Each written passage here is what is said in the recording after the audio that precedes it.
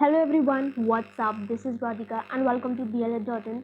So guys, in this lecture आज हम देख रहे हैं एक टॉपिक जो कि हमारा सब्जेक्ट रहेगा एजुकेशन इन कॉन्टेम्प्रेरी इंडिया। तो हमारा टॉपिक है कॉमन स्कूल सिस्टम। इस पर एक क्वेश्चन ज़रूर आता है, आप लोगों ने रिक्वेस्ट करी थी, ये 12 मार्क्स में आता है, तो एटलीस्ट आपको यहाँ पर 6 पेजेस अराउंड मिनिमम आंसर आपको लिखना पड़ेगा। ठीक है, तो चलिए हम देखते हैं यहाँ पर कॉमन स्कूल सिस्टम के बारे में पूरा हम लेंथ में डिस्कस करेंगे, जिससे कि आपको एग्जाम में मटीरियल की प्रॉब्लम ना आए। चलिए यहाँ पर हम देखते हैं कॉमन स्कूल सिस्टम। जैसे कि आपको यहाँ पर नाम से समझ में आ रहा है, कॉमन का मतलब एक ऐसी जगह या फिर ऐसा सिस्टम जहाँ जो सबके लिए कॉमन हो, जो सबके लिए सम सामान्य हो। ठीक है, जहाँ पर हर तरह के लोग आ रहे हैं और उसका फ़ायदा उठा रहे हैं, एजुकेशन ले रहे हैं, तो वो सबके लिए क्या है, कॉमन है। वो एजुकेशन सबके लिए कॉमन है और ऐसा स्कूल सिस्टम। ठीक है, तो कॉमन स्कूल सिस्टम का मतलब यही हुआ कि ऐसा स्कूल जहाँ पर एजुकेशन सबके लिए कॉमन है, ठीक है, जहाँ पर किसी को भेदभाव ना किया जाए। तो ये क्या है, the system of education providing education of an equitable quality. Equitable quality का मतलब बिल्कुल सम समान में एजुकेशन सबको दी जाएगी। यहाँ पर कोई भी कहीं से भी आई, ठीक है, चाहे उसका कुछ भी कास्ट हो, उसको जज नहीं किया जाएगा उसकी कास्ट पर, उसके कलर कॉम्प्लेक्शन पर, उसकी लैंग्वेज पर, चाहे वो लड़का हो लड़की हो, ठीक है, उसके जेंडर पर, उसके इकोनॉमिक स्टेटस पर कि वो कितना अगर पुअर फैमिली से, बैकग्राउंड उसका अच्छा नहीं है, बैकग्राउंड उसका लो लेवल पर है, या फिर कोई जितने रिच भी फैमिली से आ रहा है, उसका सोशल स्टेटस क्या, फिजिकल और मेंटल हेल्थ। तो यहाँ पर किसी भी स्टूडेंट को, तो यहाँ पर हम इसकी डेफिनेशन देखते हैं। तो it is a system of education providing education of an equitable quality of all children irrespective of किस चीज़ से, कास्ट, क्रीड, चाहे कम्युनिटी हो, language, gender, economic condition, social status, physical and mental ability. ठीक है, तो ये हो गई यहाँ पर बात। नेक्स्ट हम बात करते हैं, अब हम बात करते हैं कि ये जो कॉमन स्कूल सिस्टम है ये कैसे निकल कर आया, कहाँ से इसकी शुरुआत हुई। ठीक है, तो even during freedom struggle our national leaders conceived of a national system of education. तो पुराने ही टाइम से जब फ्रीडम की बात हो रही थी, फ्रीडम स्ट्रगल चल रहा था, स्वतंत्रता की लड़ाई चल रही थी, तब जो हमारे नेशनल लीडर्स हैं वो ये चाहते थे कि ये कॉमन स्कूल जो सिस्टम है उसको लागू किया जाए। ठीक है, तो वो किसके लिए काम कर रहे थे, नेशनल सिस्टम ऑफ एजुकेशन, जहाँ पर उन्होंने क्या किया था कि कुछ national system of education establish करे और बहुत सारे इंस्टीट्यूशंस बनाए बहुत सारी जगहों पर कंट्री के। तो वहाँ पर उनको क्या करना था कि सबको एजुकेशन देनी थी, कि सबको शिक्षा देनी थी। तो इस वजह से उन्होंने ये सारे इंस्टीट्यूशंस इस्टेब्लिश करे। और इन इंस्टीट्यूशंस में सबसे ज़्यादा जो स्पेशल बात थी वो ये थी कि ये एजुकेशन सबके लिए ओपन थी।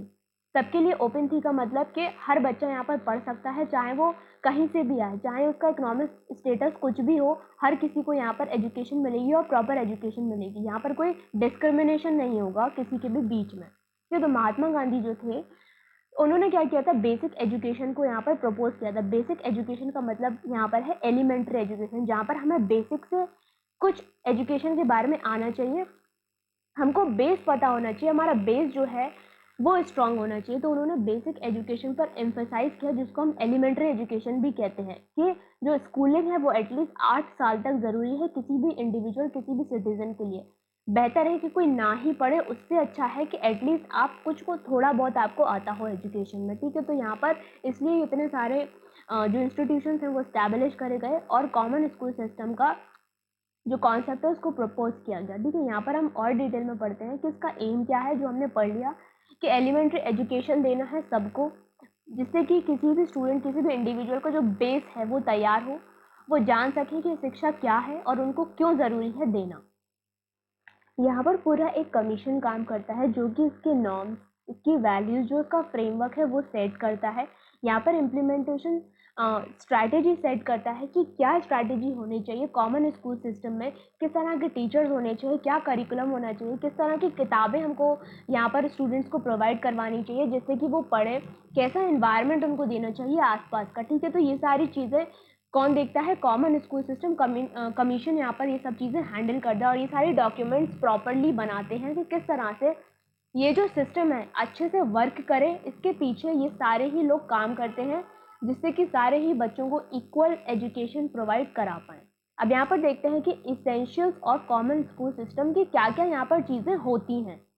तो यहाँ पर पहला पॉइंट क्या है कि a common school belongs to every child and entry is not restricted to any religion, caste और क्रीड और कम्युनिटी। ठीक है, तो यहाँ पर क्या कह रहे हैं कि जो कॉमन स्कूल हैं वो क्या करते हैं, किसको बिलोंग करते हैं, हर बच्चे को जो कि पढ़ना चाहते हैं। और यहाँ पर वहाँ पे कोई रेस्ट्रिक्शंस नहीं है कि आपको रिलीजन के बेस पर, कास्ट के बेस पर, या फिर जेंडर, कम्युनिटी, आप किस कम्युनिटी से आ रहे हैं, कौन से रिलीजन से आ रहे हैं, आपका धर्म क्या है, आपकी भाषा क्या है, इस पर आपको कोई भेदभाव नहीं किया जाएगा। वहाँ पर वो आपका स्वागत करेंगे हर बच्चे का, और हर बच्चे को इक्वल एजुकेशन प्रोवाइड करेंगे। It is only funded by the state, no fees are levied and childrens are entitled to free education. तो जिसका इसका जो फंड है वो पूरा स्टेट गवर्नमेंट देती है, वही इसको चलाती है, ठीक है। और यहाँ पर जो फीस है, बिल्कुल कोई फीस नहीं लगती, बिल्कुल फ्री ऑफ कॉस्ट होता है। यहाँ पर सबको एलिमेंट्री एजुकेशन जो है प्रोवाइड करी जाती है, वो भी किसमें, फ्री में।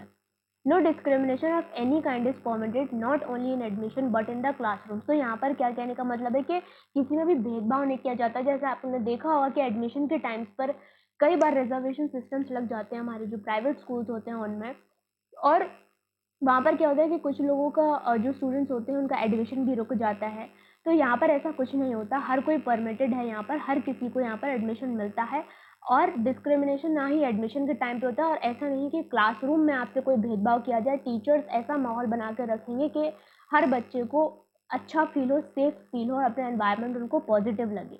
The infrastructure and practices in school are disabled friendly, ठीक है। तो यहाँ पर जो भी आसपास की चीज़ें हैं, जो भी क्लासरूम में आपको मटेरियल प्रोवाइड हो रहा है और स्कूल इंफ्रास्ट्रक्चर में जो भी प्रोवाइड हो रहा है, वो सबके लिए इक्वल होता है, यहाँ पर कुछ भी डिस्क्रिमिनेशन नहीं होता। नेक्स्ट का mother tongue will be the medium of instruction. तो सबसे बेस्ट बात यहाँ पर क्या है कि जो हमारी मदर टंग है उसमें हम बच्चों को पढ़ाते हैं। क्यों पढ़ाते हैं? जिससे कि बच्चे अच्छे से, आसानी से समझ पाएँ, सरलता पूर्वक सारे ही टॉपिक्स को समझ पाएँ जो भी टीचर उनको समझाना चाहते हैं। क्यों? क्योंकि अगर हम उनसे कोई और भाषा का प्रयोग करेंगे तो वो उस चीज़ को अच्छे से नहीं समझ पाएंगे। इसलिए मदर टंग जो है वो बेस्ट मीडियम होता है इंस्ट्रक्शन देने का, क्योंकि उसमें हम आसानी से समझ पाते हैं। Education of equitable quality will be assured to all the children in a full-time regular school. It will promote the development of the head, heart and hand of the child. तो यहाँ पर जो 3H जो quality है वो महात्मा गांधी जी ने दी है यहाँ पर, कि हमारा पूरा डेवलपमेंट होता है, संपूर्ण डेवलपमेंट, हार्ट, हेड से लेके कोई भी चीज़ हमारे माइंड में जो हम सोचते हैं, हमारा कॉग्निशन कैसे काम कर रहा है उस पर, प्लस हम चीज़ों को दिल से समझ रहे हैं और उसमें हमारे जो हैंड्स हैं वो वर्क कर रहे हैं। तो इन तीनों का कॉम्बिनेशन यहाँ पर हेल्प करता है हमको अच्छे से एजुकेशन को लेने में, ठीक है, एजुकेशन को ग्रास्प करने में, जो भी इंस्ट्रक्शंस हमको मिल रहे हैं ना। यहाँ पर नेक्स्ट आते हैं norms and standards of CSS, मतलब कॉमन स्कूल सिस्टम के। यहाँ पर आपको क्या क्या प्रोवाइड करवाया जाता है, क्या क्या चीज़ें होती हैं, इसके नॉर्म्स और स्टैंडर्ड्स क्या होते हैं, ठीक है। तो यहाँ पर हम देखते हैं कुछ पॉइंट्स। तो यहाँ पर क्या क्या चीज़ें दी हैं कि अट्रैक्टिव स्कूल एनवायरनमेंट, कि ऐसा नहीं कि आपके आसपास जो स्कूल का एनवायरनमेंट है वो बहुत ही बेकार हो, इंफ्रास्ट्रक्चर बहुत ही ख़राब हो, वहाँ पर ऐसा हो कि एनवायरनमेंट ऐसा हो कि सूटेबल ही नहीं हो स्टूडेंट्स की पढ़ाई के लिए, कि हमेशा वहाँ पर कुछ नॉइज़ प्रोड्यूस हो रही है किसी भी चीज़ों से, या फिर सूटेबल नहीं है एनवायरनमेंट, कुछ ना कुछ ऐसी चीज़ें चल रही हैं आसपास की वो नेगेटिविटी फैला रही है, ठीक है। तो इस तरह से नहीं, वहाँ पर अट्रैक्टिव एक अच्छा सा स्कूल एनवायरनमेंट होगा, पॉजिटिव स्कूल एनवायरनमेंट होगा, जिससे कि बच्चे क्या कर पाएँ, अच्छे से पढ़ाई कर पाएँ। और यहाँ पर क्या है कि एटलीस्ट 3 क्लासरूम्स होने चाहिए प्राइमरी स्कूल के लिए, और 6 क्लासरूम्स उन्होंने दिए हैं जो बड़े स्कूल्स हैं उनके लिए, ठीक है। जिसमें क्या क्या देंगे वो, टीचर्स के लिए ब्लैक बोर्ड होना चाहिए, चिल्ड्रंस के लिए ब्लैक बोर्ड होना चाहिए, एक सेटिंग अरेंजमेंट होना चाहिए, लो कॉस्ट टीचिंग एड्स, मतलब हर जगह के टीचिंग एड्स होने चाहिए, जैसे कि ब्लैक बोर्ड होता है टीचिंग एड में, ठीक है, चार्ट्स होते हैं, मैप्स होते हैं, स्टिक होती है, चौक होता है, ये सब क्या है, टीचिंग एड्स है। जो कि टीचिंग एड्स का मतलब जो कि हमारे टीचिंग जब हम कर रहे हैं, बच्चों को पढ़ा रहे हैं, तो उसमें क्या क्या चीज़ें प्रयोग हो रही हैं उनको समझाने के लिए, ठीक है। At least 3 teachers for each primary school. तो यहाँ पर क्या क्या इनके नॉर्म्स स्टैंडर्ड्स हैं कि एटलीस्ट 3 टीचर यहाँ पर होने चाहिए प्राइमरी स्कूल के लिए, 1 teacher for each subject at elementary level, at least 4 teachers for language, EVS, social science and maths. यहाँ पर क्या कहना चाह रहे हैं वो साफ साफ, इससे क्या होगा कि स्पेसिफिक सब्जेक्ट के लिए अलग अलग टीचर्स होंगे। तो आप खुद सोच सकते हैं कि उस टीचर को उस सब्जेक्ट में ज्ञान होगा, तब वो अपने बच्चों को अच्छे से वो सब्जेक्ट पढ़ा पाएंगे, ना कि एक ही टीचर सारे ही सब्जेक्ट्स को ले रहा है या फिर टैकल कर पा रहा है, ठीक है। तो इस तरह से क्या होगी, इफेक्टिव पढ़ाई नहीं होगी। तो हर सब्जेक्ट के लिए अपना पर्टिकुलर टीचर यहाँ पर अपॉइंट किया जाएगा। Substitution of textbook with activity cards and group activity based curriculum in early grades and use of minimum books in later grades in order to create space for teachers and learners for innovation and creation। तो यहाँ पर क्या बात होगी कि छोटे बच्चों को क्या होता है कि टेक्स्ट बुक की ज़रूरत होती है, क्योंकि उनको हम दिखा दिखा के पढ़ाते हैं, ठीक है। बहुत सारी एक्टिविटीज़ कराते हैं, ग्रुप में डिस्कशन करवाते हैं। ग्रुप डिस्कशन से क्या होता है, आपसी में डिस्कस करने से क्या होता है, हम सीखते हैं, ठीक है। तो यहाँ पर छोटे बच्चों के लिए टेक्स्ट बुक ज़रूरी बताई गई है।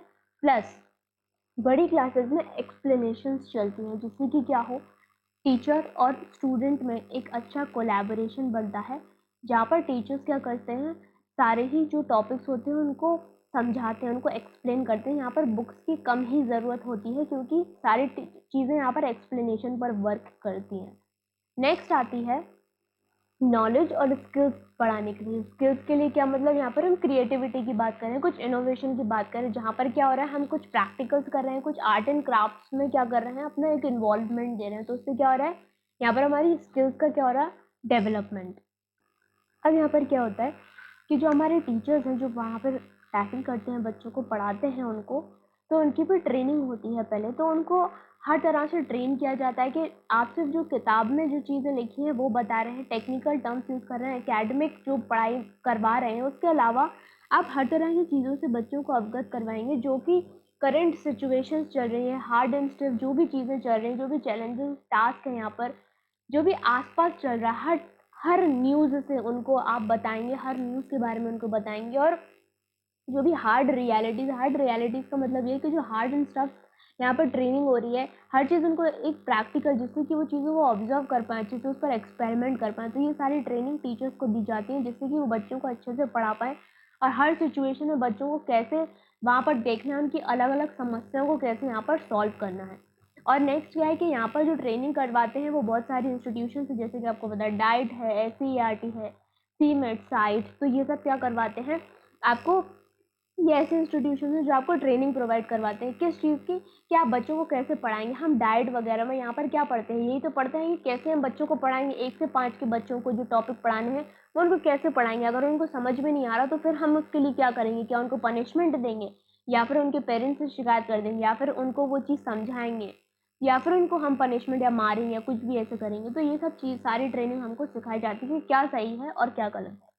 Next comes speaking. Oral expression, the foremost concerns of the teaching of language, as it is the basic mode of communication. जहाँ पर oral expression का मतलब क्या, आप समझा रहे हैं, जैसे कि मैं यहाँ पर आपको ये चीज़ एक्सप्लेन कर रही हूँ, तो ये क्या हमारा मोड ऑफ कम्युनिकेशन है, जिसके थ्रू मैं आपको कुछ भी समझा पा रही हूँ। तो ऐसे ही वहाँ के टीचर्स क्या करते हैं, बच्चों से इंटरेक्ट करने के लिए उनसे बातचीत करते हैं, जिससे कि क्या होता है, एक एनवायरनमेंट अच्छा बनता है दोनों के बीच में, और अच्छे से यहाँ पर जो भी नॉलेज है उसका ट्रांसफ़र होता है।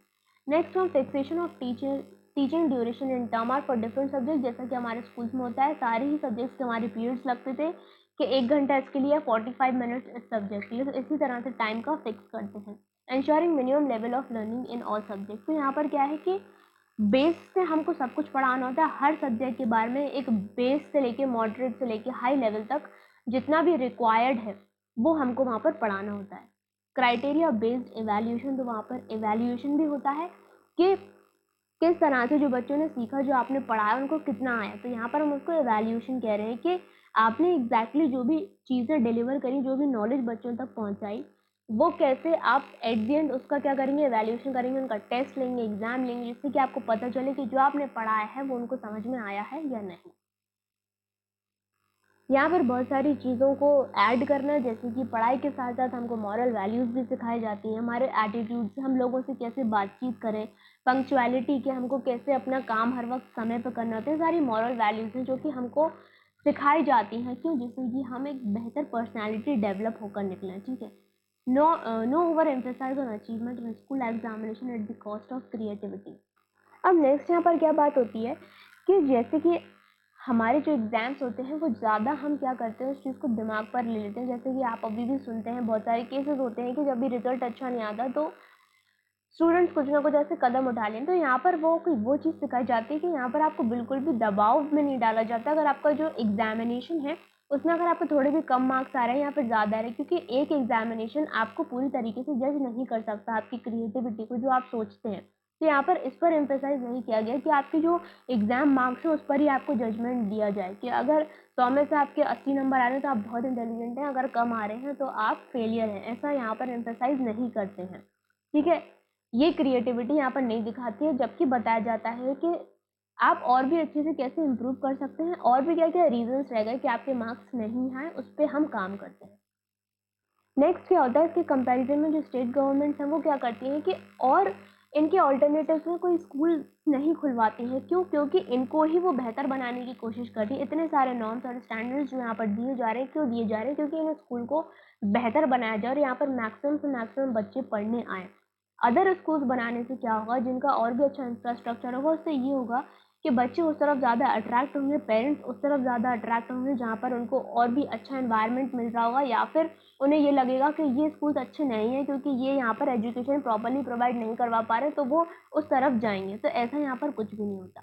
बेस्ट पॉसिबल सैलरीज मिलती हैं टीचर्स को, compulsory provision for the schooling of public representative and public servant in government school. तो यहाँ पर जहाँ पर वेरियस प्रोविजंस हैं स्कूलिंग के लिए, किसके लिए? जो कि पब्लिक सर्वेंट्स हैं, पब्लिक रिप्रेजेंटेटिव्स हैं, यहाँ पर जो भी गवर्नमेंट स्कूल्स में हैं उनके लिए। नेक्स्ट बात आती है extension of axillary services.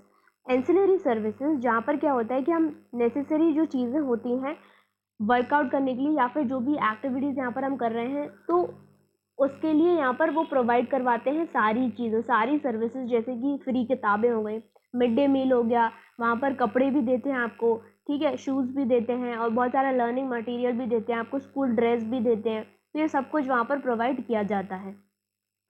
Attachment of creches and pre school, यहाँ पर इस चीज़ को समझेंगे कि क्या होता है कि जो गर्ल्स होती हैं, ठीक है, वहाँ पर वो क्या होती है, छोटी सी उम्र में ही बहुत सारे काम करती हैं, घर का भी काम करती हैं, अपने जो यंगर जो बच्चे होते हैं, मतलब उनके भाई बहन होते हैं छोटे, उनका भी ख्याल रखते हैं, प्लस घर का भी रखते हैं। तो यहाँ पर वो क्या करते हैं कि क्रेचेस बना देते हैं। मतलब कि क्या होता है, एक ऐसी जगह जहाँ पर उनको हम रख सकें, जो भी बच्चे हैं उनको हम रख सकें, उनको वहाँ पर पढ़ाई करवा सकें, जब तक क्या है कि उनके पेरेंट्स बाहर काम कर रहे हैं या फिर वो कुछ और एक्टिविटी बाहर कर रहे हैं, तब तक उनके बच्चे यहाँ पर सेफ रहते हैं।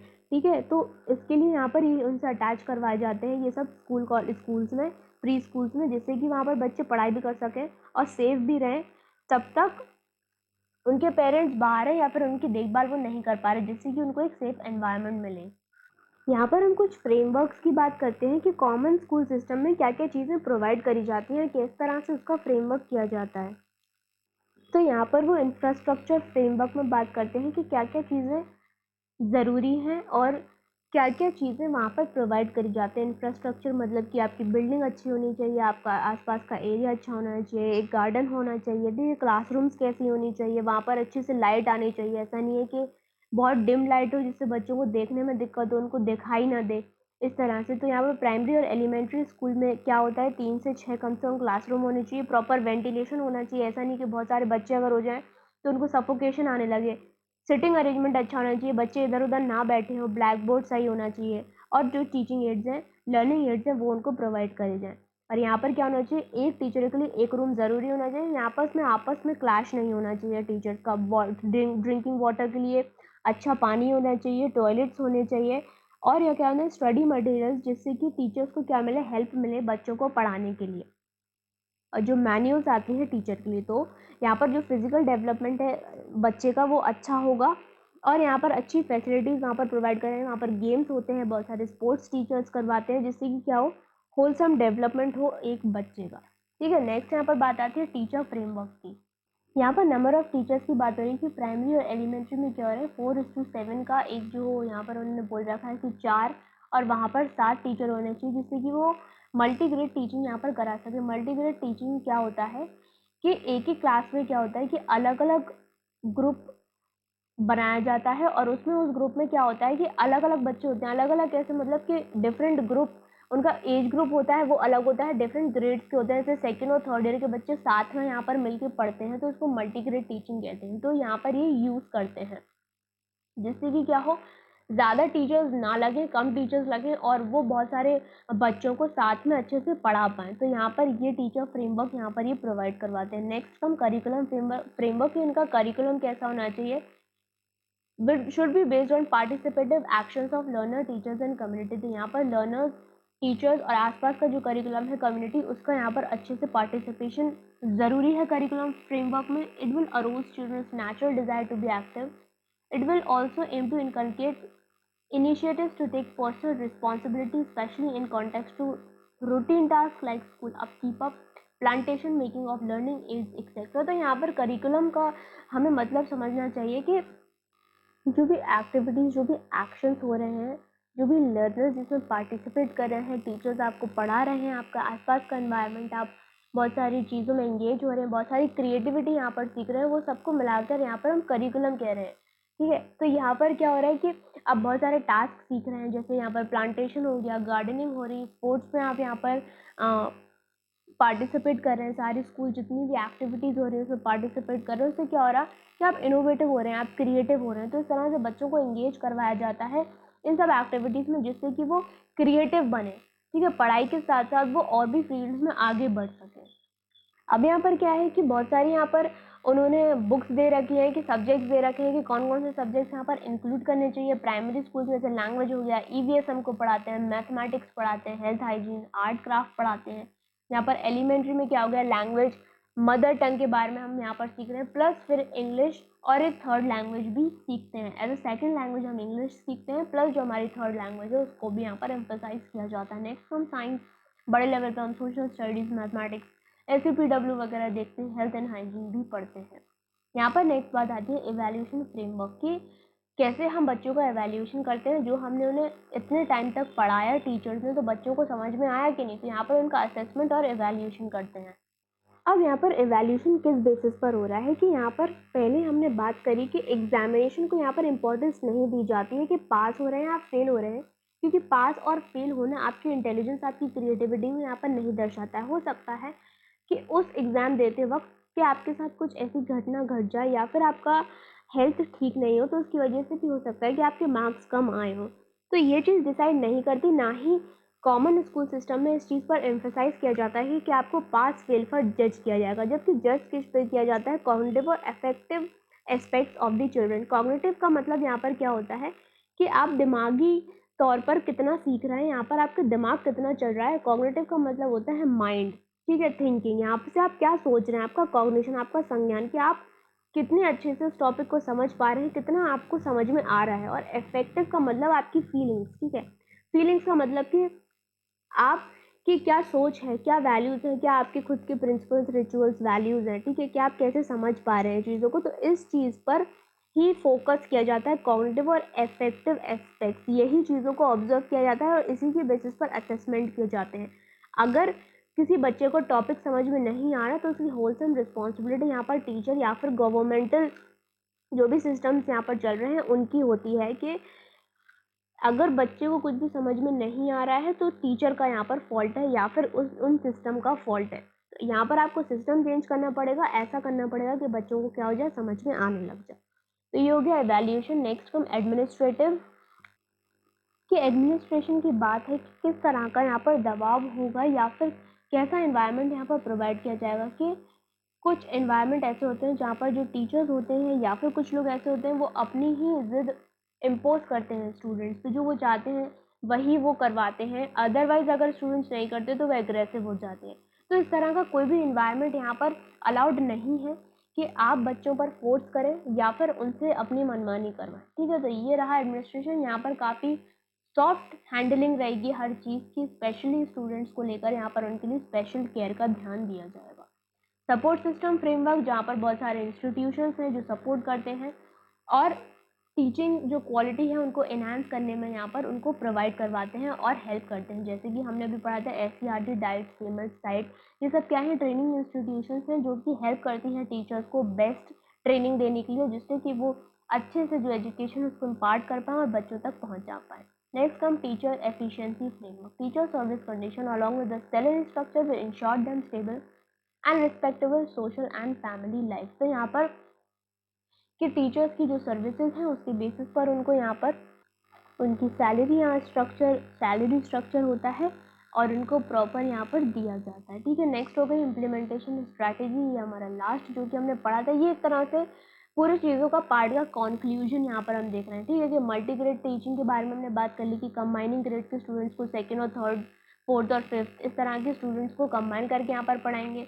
नेक्स्ट कम्स यहाँ पर स्टडी मटेरियल आपको प्रोवाइड कराया जाता है, बहुत सारे मैन्यूल्स यहाँ पर आपको दिए जाते हैं टीचर्स को, जिससे कि वो उससे देख के अच्छे से बच्चों को पढ़ा पाएँ। जो पुरानी किताबें उसको टाइम टू टाइम रिप्लेस किया जाए और नई किताबों को लाया जाए और उसमें कोई अच्छा मटेरियल भी डाला जाए। ठीक है, यहाँ पर फैसिलिटीज़ की बात हो रही है कि एक अच्छा सा गार्डन हो जाना चाहिए। इंफ्रास्ट्रक्चर की बात हो रही है कि आसपास की बिल्डिंग्स अच्छी होनी चाहिए। उनको डेकोरेटिव क्लासरूम्स बनाने चाहिए, जिससे कि बच्चों को क्या हो कि इंटरेस्ट आए पढ़ने में, उनको लगे कि कुछ क्रिएटिव है यहाँ पर, कुछ इनोवेटिव है। ठीक है, तो नेक्स्ट कम्स यहाँ पर एवेल्यूशन और असेसमेंट की बात, जो कि हमने देखी कि यहाँ पर एग्ज़ाम को लेकर वो असेसमेंट नहीं कर रहा है, यहाँ पर वो कॉग्निटिव और एफेक्टिव जो भी एस्पेक्ट्स हैं उस पर यहाँ पर काम किया जा रहा है। तो ये आपको पढ़ने रहेंगे खुद से। ये एक बहुत ही शॉर्ट समरी हो गई इस पूरे का जो हमने यहाँ पर पढ़ा। ये आप एग्जाम में भी लिख सकते हैं। बहुत सारी सर्विसेज जैसे कि मिड डे मील हो गई, ठीक है, और बहुत सारी क्लोथिंग दी जाती हैं और बहुत सारे स्टडी मटेरियल भी दिया जाता है, टेक्स्ट बुक्स भी दी जाती हैं। और यहाँ पर पुअर फैमिलीज जो गर्ल चाइल्ड होती हैं उनके लिए क्या करते हैं, छोटे छोटे एरियाज अलॉट कर देते हैं, जिससे कि जो गर्ल्स हैं उनकी ख्याल रखा जाए और उनको सेफ रखा जाए उस जगह पर, जिससे उनकी पढ़ाई भी होती रहे। यहाँ पर टीचरों की ट्रेनिंग होती है, जिससे कि वो अच्छे से अच्छे और डिफ़िकल्ट जो भी सिचुएशंस हैं उनको टैकल कर पाएँ और अपने बच्चों को अच्छे से अच्छा कंटेंट प्रोवाइड कर पाएँ, चाहे वो टेक्निकल हो, चाहे वो एकेडमिक बेसिस पर हो। प्लस जो भी चीज़ें यहाँ पर उनको डिफ़िकल्टी फेस करने को लग रही है टीचर्स को कि उनको क्या क्या डिफ़िकल्टीज आ सकती हैं, वो सारी चीज़ें वो यहाँ पर सीखते हैं और बच्चों को पढ़ाते हैं। और क्या यहाँ पर उन्होंने ऐड करने की कोशिश करी है कि एजुकेशन में बेसिकली बच्चों को क्या सिखाते हैं कि हमें अपनी लाइफ से कैसे लड़ना है, या फिर जो भी प्रॉब्लम्स हमारी लाइफ में आ रही है उनको हमको कैसे सॉल्व करना है। तो ये हार्ड रियलिटी से अवगत कराते हैं बच्चों को कि आपकी राह पे क्या क्या प्रॉब्लम्स आ सकती हैं और उनको आपको डरना नहीं है, घबराना नहीं है, अच्छे से पढ़ाई करते रहना है। और कोई भी प्रॉब्लम आती है तो उसको कैसे निपटारा करना है उसका। ठीक है, तो ये सब यहाँ पर सिखाया जाता है बच्चों को कि वो अपनी लाइफ में एक अच्छी पर्सनालिटी डेवलप करके निकलें और सारे ही सिचुएशंस को अच्छी तरीके से टैकल कर पाएँ। ठीक है, तो आई होप गाइज आपको ये कॉमन स्कूल सिस्टम समझ में आ गया। काफ़ी इजी लैंग्वेज में था, आप इसको समझने के बाद अपनी लैंग्वेज में भी लिख सकते हैं। तो जो भी डाउट्स हैं प्लीज़ आप मुझे कमेंट सेक्शन में बता दीजिए। प्लीज़ हमारा ज्वाइन करें टेलीग्राम चैनल, वहाँ पर मैं आपको सारी अपडेट्स और बुक से रिलेटेड भी इन्फॉर्मेशन देती रहूँगी। और भी जो डाउट्स हैं, आपके जो भी क्वेश्चन नेक्स्ट करना है वो आप मुझे बताइएगा ज़रूर कमेंट सेक्शन में। और मिलते हैं हमारे फिर नेक्स्ट वीडियो में। Till then take care all the best and bye bye.